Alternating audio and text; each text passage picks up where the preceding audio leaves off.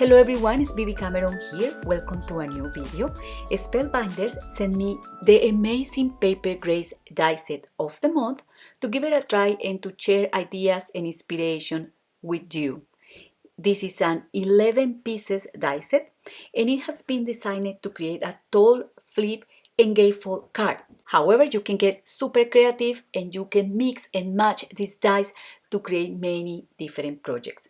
So the first time I saw this die set, I thought that these dies here were designed to make the handles of a paper purse or a woody bag because they actually have the perfect shape to do that, and I could not get that idea out of my mind, so I made the handles for these gift bags or boxes using some of the dies from the amazing Paper Grace die set of this month.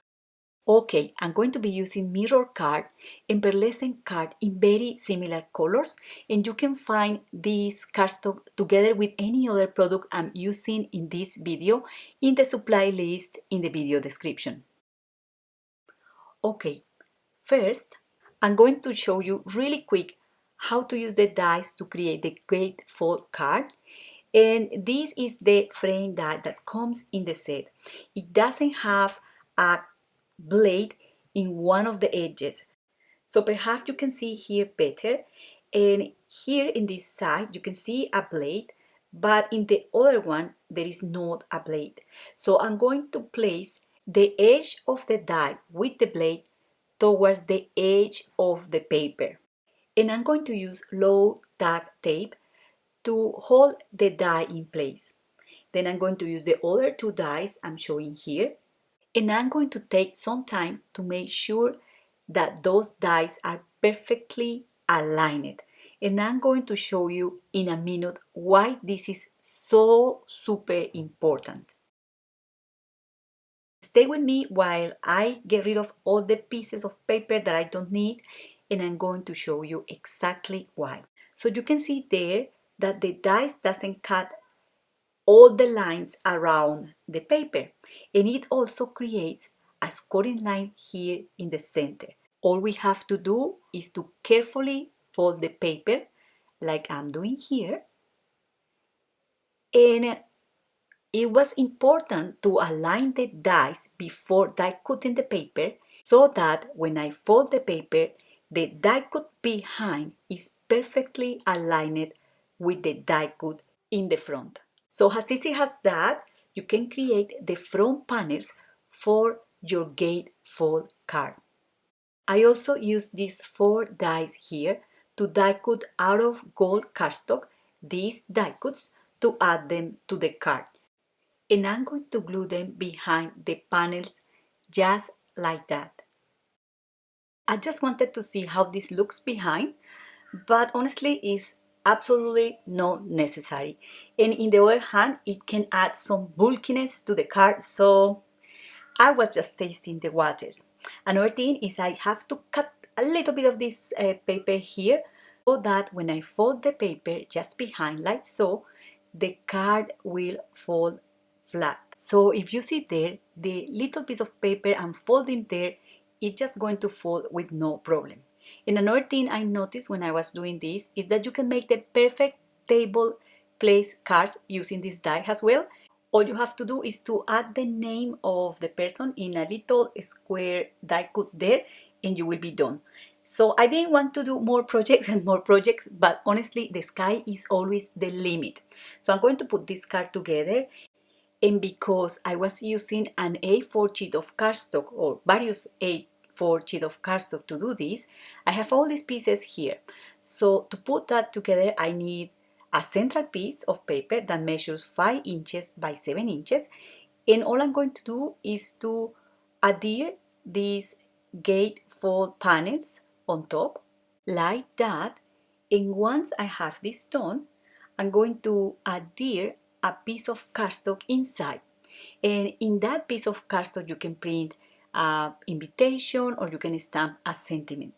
Another thing I noticed is that these dies create slits around the central piece of the card so that you can add ribbon or something to keep the card closed. I don't have a lot of ribbons in my craft room, but I just grabbed this one just to give you an example of how to close this card. And after adding the ribbon, you can also add a label or a banner like I'm going to do here. You can stamp a sentiment there, or you can also emboss a sentiment in that area. But I'm just going to add a die cut. I'm also going to use the floral dies included in the set, which is this one here, and I'm going to make a small embellishment. All I do is to shape the smaller flower and glue it on top of the larger one. Those little flowers are beautiful and they are also perfect to decorate or to embellish any other project. So I'm going to be using them along this video. Okay, so now let me show you the main idea I wanted to share with you today, and it's to create handles to add to a bag or a box. And the width of these handles is 7 inches, so that's going to be the width of your projects. And you can make handles like this one here with a solid die cut behind the intricate die cut, or like this one here. And for this one, I just glue 2 intricate die cuts behind the other one, just like that. And I also embellish using the floral dies in the set.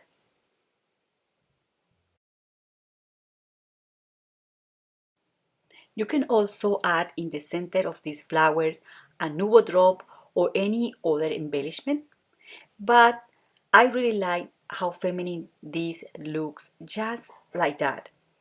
I also tried to make a bunch of these little flowers first, and then I use them on the projects you see in the pictures in my blog and also here, and I laid them down in different ways until I was happy with the results.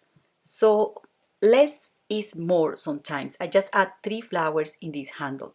And to make the bag, I just grab an A4 sheet of cardstock. I fold it in half and I use the handle to see where I should cut the paper. Then I'm going to use this other die in the set to cut the paper in that area there, so that I will get the shape of the bag. And I'm going to do the same in the other side of the paper as well.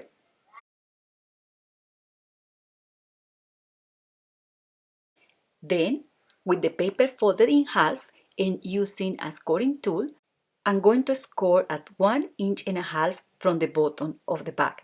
So that's going to give the shape to the bottom of the bag. You can make the line or scoring a line at 1 inch or half inch, depending on how wide you want your bag to be.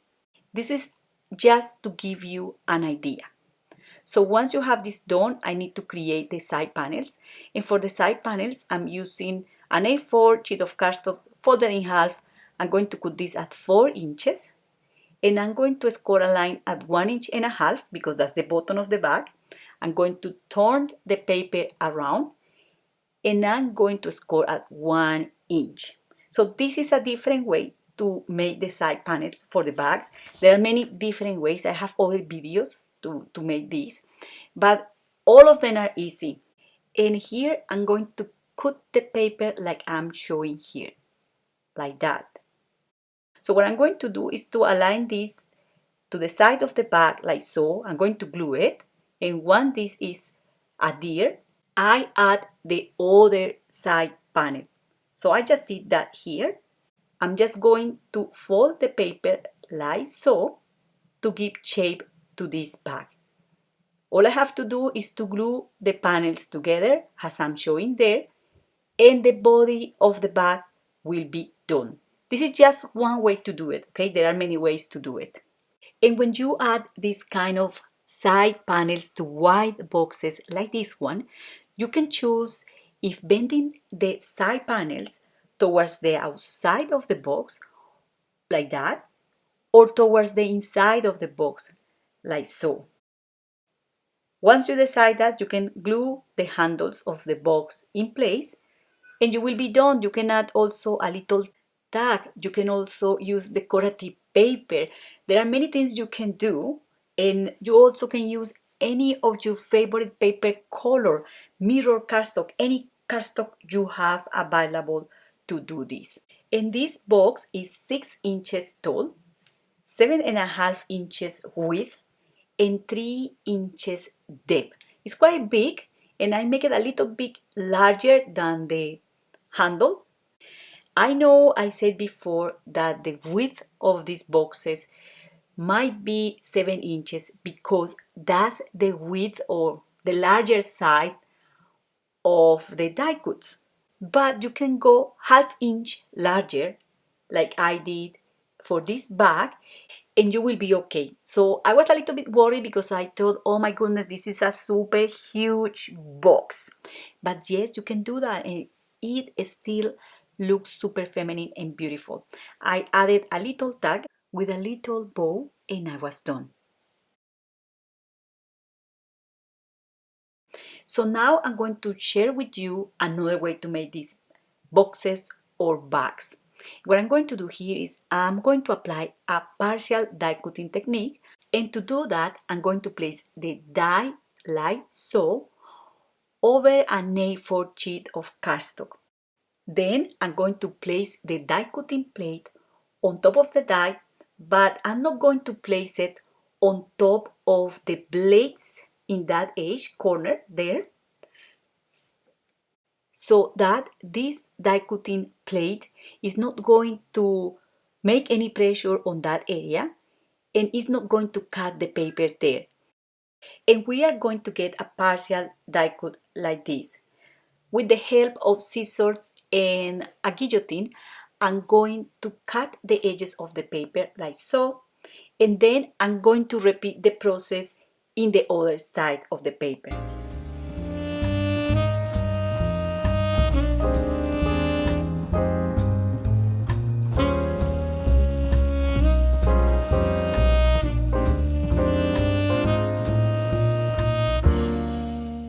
I'm going to cut any excess of paper, and using an stylus I'm going to score a line here and also here, and I'm going to fold this part of the bag towards the inside, just like that. So once I have this done, I'm going to fold the bag in half, and here you can add the bag handle. And you can use this die cut here, or you can also use an intricate die cut only like I'm going to do here. And I'm also going to glue another one in the other side of the bag. Okay, so I'm going to score this bag here at 1 inch to create the bottom of the bag, and I'm going to fold the paper like so to give shape to this bag. And once I do that, I'm going to glue these flaps towards the inside of the bag. Then I'm going to make the side panels. I'm going to use a piece of paper that measures 3 inches width, and I'm going to score at 1.5 inches and half inch from each edge. That piece of paper is the length of an A4 sheet of cardstock. I'm going to cut it in half. Then I'm going to score at 1 inch just to create a flap to be able to glue this side panel to the box. And using the height of the box as reference, I'm going to trim this side panel to the desired height. And then I'm going to need to cut this side panel like I'm showing here. So I need to get rid of these corners just to be able to stick those panels in place. And apologize because when I was editing the video, I noticed that I missed one clip, and it's the one I was gluing these panels to the box. But there is no mystery. This is how the box looks inside when you glue the panels. And I also added this piece of cardstock here that measures 2 inches by 7 inches just to cover those raw edges there. Then I'm going to remove the backing of the double-sided tape, and I'm going to put the bag together. And this is the bag finish. So from here you can embellish this as you want. I'm going to use only one little flower, and I'm also going to add a ribbon and a little embellishment in the center of the flower. This bag or box is 5 inches tall by 7 inches and is 2 inches deep. So it's smaller than the other box I just made. So you can see here the sizes is just slightly smaller. Okay, now give me 2 extra minutes to show you another way to partially die cut the paper. So this is an A4 sheet of cardstock, and I'm going to fold it in half, and I'm going to score at 1 inch from the edge of the folding side. I'm going to cut the paper at 7 inches, I already did that, and I'm going to place this die like so on the paper, and I'm going to run it through the die cutting machine. Once I've done that, I'm going to get this shape at the top of the bag, and I'm going to glue the handle in place, just like that. I'm going to do the same in the other side of the bag, and after doing this, all I have to do is to add the side panels. For the side panels of this bag, I'm going to use 2 pieces of paper that measures 3 inches by 6 inches. I'm going to use the height of the bag as a reference to know where I should score a line just here to create the flap to add the side panel to the bottom of the bag. So I'm going to score a line at 1.5 inches as I'm showing there. I'm going to turn around the paper and I'm going to score a line at 1.5 inches because that's the half of that piece, and I'm going to score one line at ½ inch from each end, and I'm going to repeat the same process with the other side panel. I'm going to cut the paper as I did for the previous box, and then I'm going to glue the side panels in place.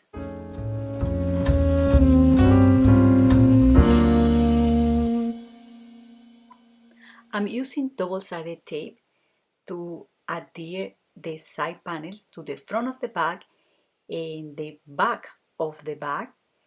So that's super quick and simple. And then the bag is done, just as easy as that. So that's all for today. I hope you enjoyed this video. Do not forget to subscribe to my channel or visit my blog for more ideas and inspiration. The supply list to create these projects is in the video description, and you will also find links to videos with similar projects. Thank you very much for watching and happy crafting. Bye!